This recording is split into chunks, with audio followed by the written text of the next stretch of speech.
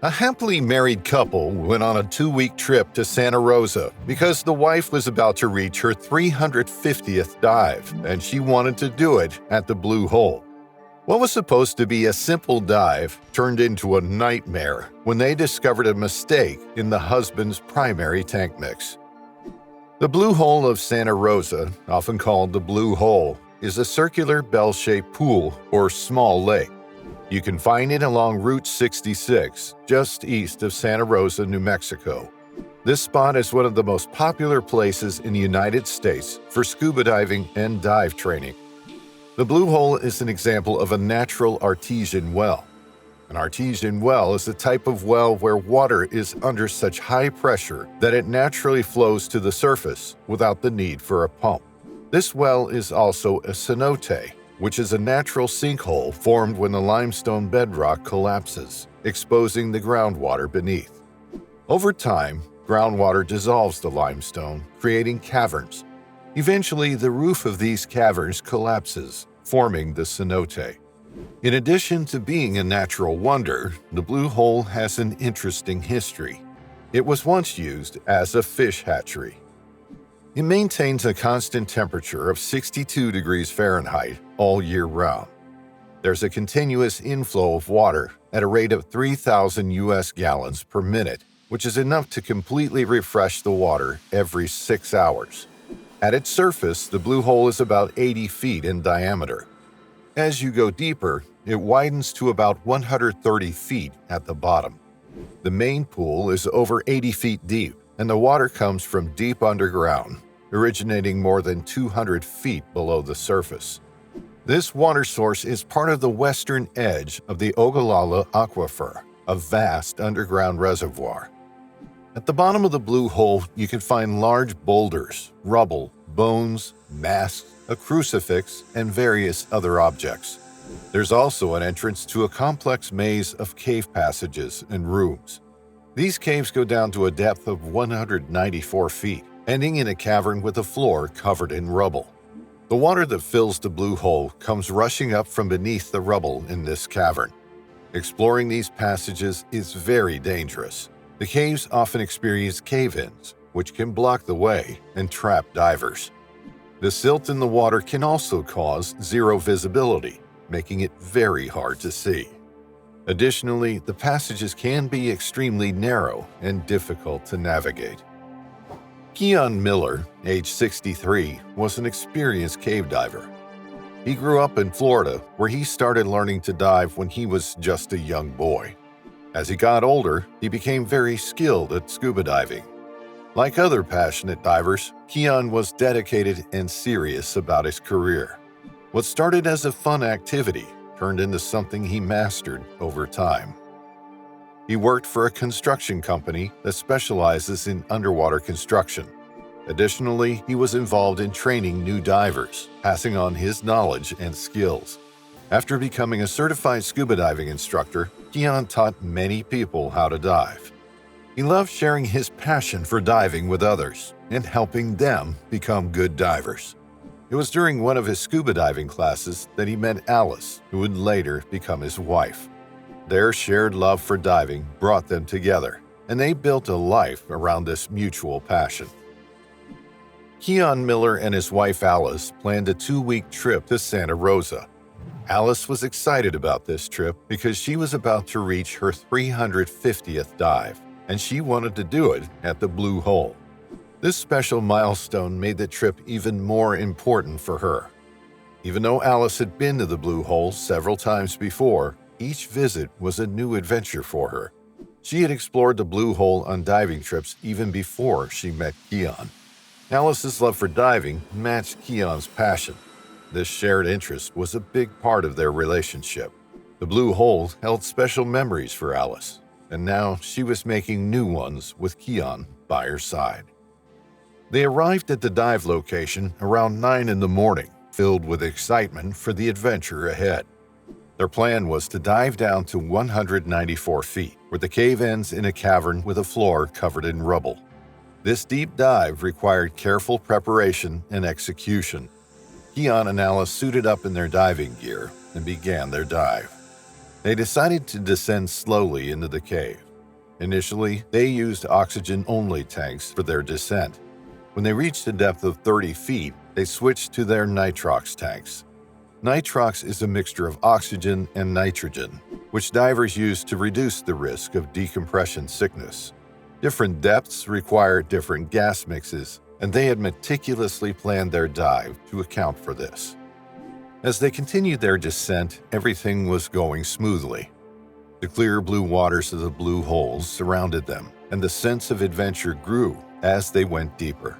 They communicated regularly, checking their equipment and each other to ensure everything was functioning properly.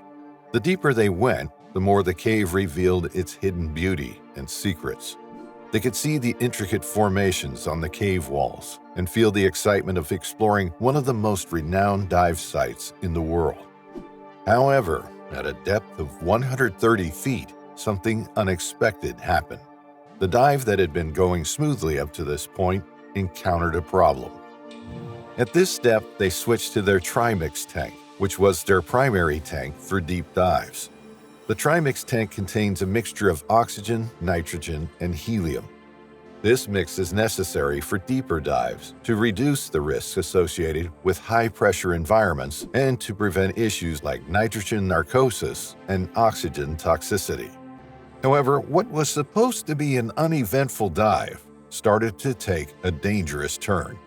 Keon began to feel uncomfortable. The gas he was breathing was affecting him negatively, and he was on the verge of losing consciousness. The normally smooth dive had suddenly become a critical situation. Alice quickly realized that Keon was in trouble.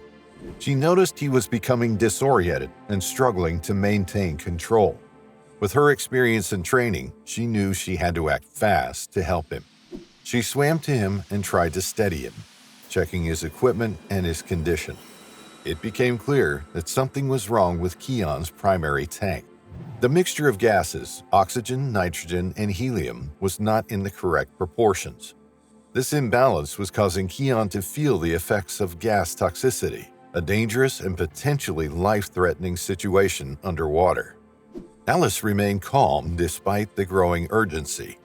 She checked Keon's tank and confirmed that the gas mixture was off. Seeing the critical situation, Keon quickly switched back to his nitrox tank. This was the tank they had used earlier at a shallower depth, containing a mix of oxygen and nitrogen that was safer for him to breathe at this point. With Keon now using the nitrox tank, both he and Alice knew they had to start ascending back to the surface immediately. In cave diving, ascending must be done carefully and progressively. This slow and controlled process is crucial to avoid decompression sickness, also known as the bends.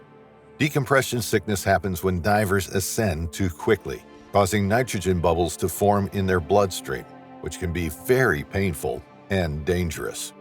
Moreover, ascending too fast can cause gas embolism. Gas embolism is a serious condition where bubbles or blood clots obstruct the blood circulation. This can lead to severe complications, including strokes, heart attacks, and even death. The key to avoiding these risks is a slow and steady ascent, allowing the body to gradually adjust to the changing pressure. However, time was not on Keon and Alice's side. The urgency of Keon's condition meant they couldn't afford the usual slow decompression process. They needed to balance the need to get to a safer depth quickly while still managing the risk of a rapid ascent. Because of the mistake in Keon's primary tank mixes, he had been breathing more helium than necessary and almost no oxygen. This imbalance was extremely dangerous, and it was the reason Keon started feeling unwell. By the time they reached 100 feet, Keon had become unconscious due to the lack of oxygen. As they continued their ascent, the situation worsened. When they reached 60 feet from the surface, Keon's breathing stopped completely. At this critical moment, Alice faced a heart-wrenching decision. Her beloved husband was dying, and they were still 60 feet away from the safety of the surface. She knew that if she ascended quickly, it could cause serious problems like decompression sickness or gas embolism because of the rapid change in pressure.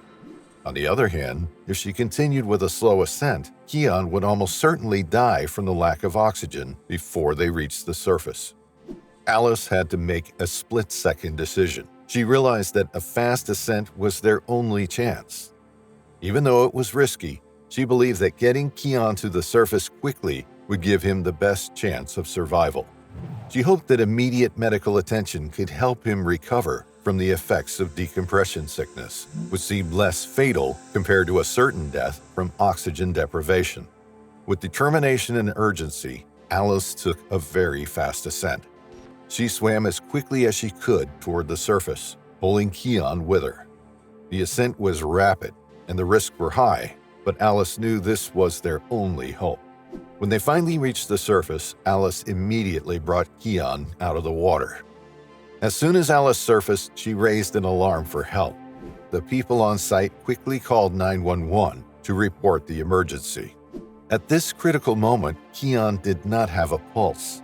His eyes were open, and blood and foam were coming out of his mouth, signs that he was in severe distress and needed immediate medical attention. One of the divers on site quickly stepped in to help Alice perform CPR on Keon. Given his state, CPR was essential to revive his heart and get him breathing again. They worked together, pressing on his chest and giving rescue breaths, trying desperately to bring him back to life.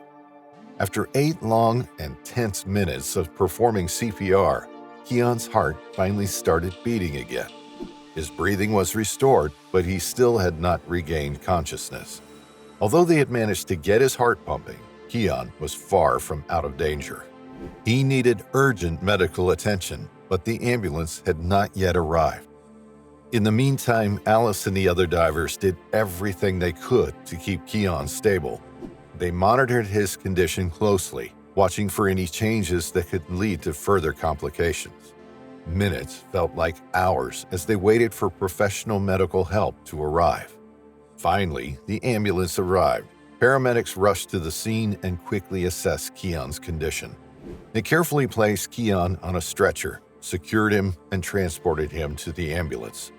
Alice accompanied him, holding his hand, and prayed for the best. When they got to the hospital, the doctors began working on Keon immediately.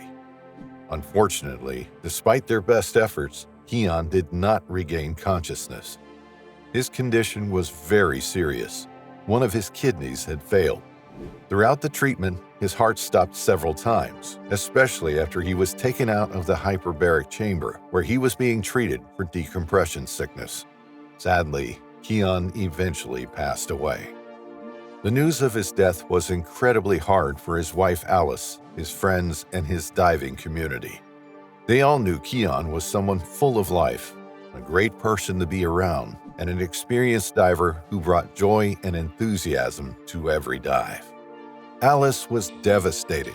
She felt a deep sense of guilt, blaming herself for what happened because it was her 350th dive that brought them to the blue hole. The tragic outcome of that dive haunted her, and she couldn't shake off the feeling that she was somehow responsible for Keon's death. Unable to cope with the grief and guilt, Alice decided never to dive again. The sport that had once brought her so much joy now reminds her of the tragic loss of her husband. We would like to thank you for watching this video. If you enjoyed watching, take a dive on the like and subscribe buttons and hit the bell icon so you get notified when we come back with another exciting cave diving story.